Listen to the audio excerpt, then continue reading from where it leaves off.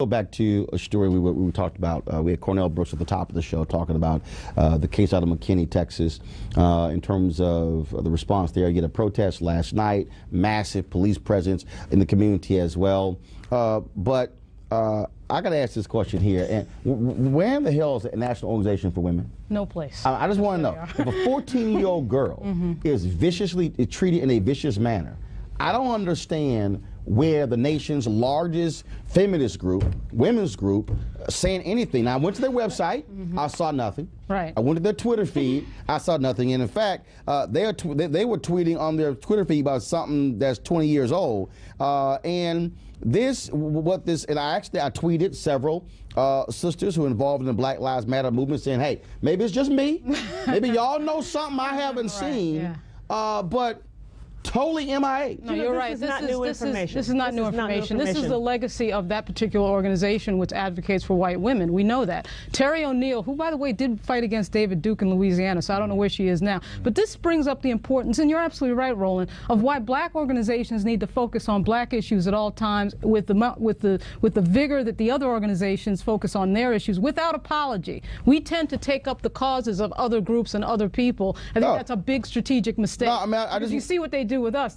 Now is completely ignoring this, and Terry O'Neill is completely ignoring this. No, and they'll continue to do so. I just want y'all to, pull up my iPad, please.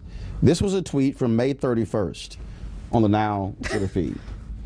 Today in 1909, the NAACP, National Negro Committee, met for the first time. Fight for racial justice continues. Hey, how about 2015 you say something about a young black girl who's manhandled by a cop? The women's movement from Betty Friedan straight through now has modeled their thrust for rights on the civil rights movement without including black women. Shirley Chisholm is in a few pictures here and there, but the liberation of black women from their roles as maybe their housekeepers was not part of their mission, but they modeled the whole thing after the civil rights movement. If we look at all of those weeks that went by as an African-American woman was being held hostage by the Senate to become the Attorney General of the United States, there was not one moment of public outcry from any of the women's organizations. And let's just leave it to now. We got the feminist majority. We have all these other women's groups that never stood up for her. We could say this about a lot of other organizations. No. Here's the deal. I am not bringing everybody in.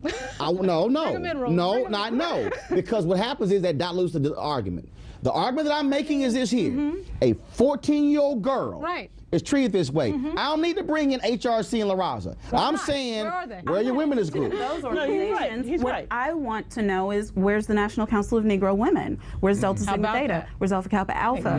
Where are we? Because what I agree with everything everybody said, but I really just don't care. What I care about is where are the strong, largest African-American female organizations in this country? What kind of power are they wielding? Because this is a 14-year-old girl who is about to go and ascend from a nice neighborhood, getting an education, who will go to some college and pay some dues. So to me, it's we that should care. There's a pink house down the street. We certainly can't wait for anybody else. No. Umar, I'm not. Organization saying on Twitter, because that's what counts. Umar, I'm not waiting, but the reason I'm specifically calling now out, and you're absolutely right, those organizations as well, because when there's other issue, now will come the black folks and want us to stand with them and say something, but you say nothing here until you get called out. Yes, and I agree with all the ladies. I think that this is a very significant moment, especially for young African-American women in the feminist movement, because there's been a rebirth of feminism on America's college campuses, both black and white, amongst young African-American women. And this is critical because they see that race trumps gender. They see it and it's very clear. And when you spoke of the predominant African American female organizations, I think one of the reasons why they're staying quiet is they want to respect the status quo. I also think they're staying quiet because a lot of them are funded by corporations that will be favorable to what the police did. So it's a case of looking out for my pocket as opposed to looking out for the rights of my own people. Well, and also, I got to go to break right now, but one of the things that, and again, I sent several sisters who are involved in the hashtag Say Her Name campaign. And I said, they've been having rallies across the country. We featured one of the sisters on the show, on my radio show as well, and I said the same thing. I said, I want to know, are they present and accounted for? Because, again, if you keep coming to black folks to stand with you on your stuff. But it doesn't work the other way around. It doesn't work the other way around on the Rise of the Human Rights campaign either. It doesn't work the other way. It doesn't work the other way around. We do stuff for them and they do not.